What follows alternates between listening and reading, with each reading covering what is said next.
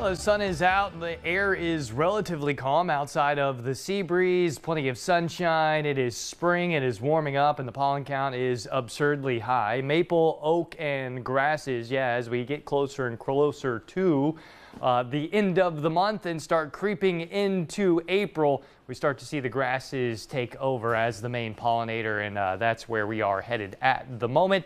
Air quality still on the good side. Yellow flag flying out on the beach. Temperature sitting at 78 with that wind out of the west at 14 miles an hour. That is the sea breeze. If you go to the beach tomorrow, enjoy. We're still got another nice day on the way. The wind should stay out of the light side, out of the east and southeast, increasing into the afternoon, not only with the sea breeze, but also beyond that, because we're going to be watching storms. This is the start of our low pressure system. It's going to combine with this lee side troughing that's happening on the east side of the Colorado Rockies. That is going to deform a low pressure system down here. Eventually that will spread rain our way for Saturday. That's actually not going to bring us any kind of severe weather, but it will bring us the chance at some pop-up showers and storms on the day on Saturday, mostly because we just don't have the dynamics for severe weather. You'll note nothing attached to this. This is just a short wave that gets ejected out ahead of our next developing system.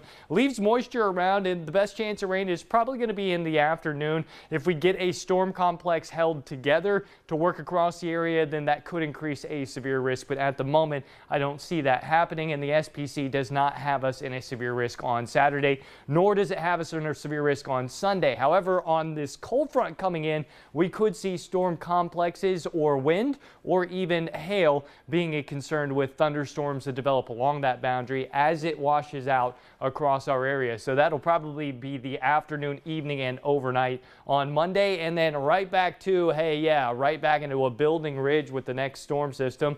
And yeah, that already looks like it's presenting as a severe weather risk down the road. So it is that time of year. As we go into April and March, we start to see severe weather here, and then that slowly moves to the plains as we warm up. But the rain, that's just it on Saturday, just rain chances. As we go to Sunday, the SPC Storm Prediction Center highlighting a slight risk at severe weather back across our west. And then on Monday, that includes areas across the Panhandle, even up into the Carolinas as well. You can see the timing there. That could be throughout the day or in the afternoon, evening, and then we wash out that boundary. So slight risk, what does that mean? Well, at the moment, it means pretty much low risk at everything. Too far out to talk the finer details. I would say a moderate risk at wind.